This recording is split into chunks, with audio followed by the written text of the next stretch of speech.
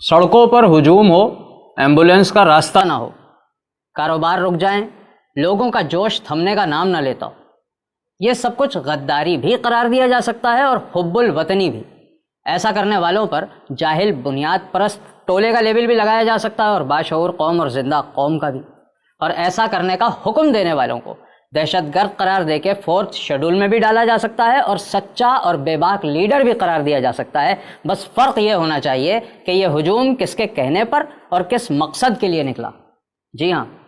جمع ہونے والے اگر ناموس رسالت کے لیے جمع ہوئے ہوں تو وہ ملک کی اکانومی کی تباہی کا باعث، مریضوں کی موت کی وجہ اور ملک دشمن غدار ٹولہ قرار پائیں گے، لیکن اگر وہ عمران خان صاحب کی کال پر نکلے ہیں تو ان سے بڑا کوئی حب الوطن نہیں، اور اتنی دیر بند رہنے والے کاروبار نئے پاکستان کے لیے دی گئی قربانی شمار ہوگا، اور پھنسنے والی ایمبولینسوں میں پریشان ہونے والے غالباً شہید یا بچ گئے تو غازی۔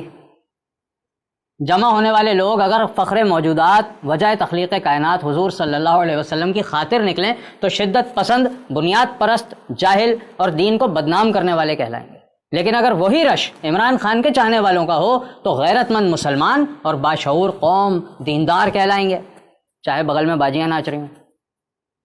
عوام کو سڑکوں پر لانے والا اگر فرانس اور دیگر گستاخوں کے خلاف احتجاج کے لیے سڑک پر لایا ہو تو وہ دہشت گرد ہوگا، جیل جائے گا، 4تھ شیڈول میں ڈالا جائے گا، میڈیا بلیک آؤٹ ہوگا۔ لیکن لیکن لیکن لیکن جناب، اگر سرکاری ٹی وی پر بیٹھ کر عوام کو سڑکوں پر لانے والا عمران خان ہوگا تو وہ ایک عظیم لیڈر کہلائے گا اور اسلام کا ٹھیکیدار مانا جائے گا۔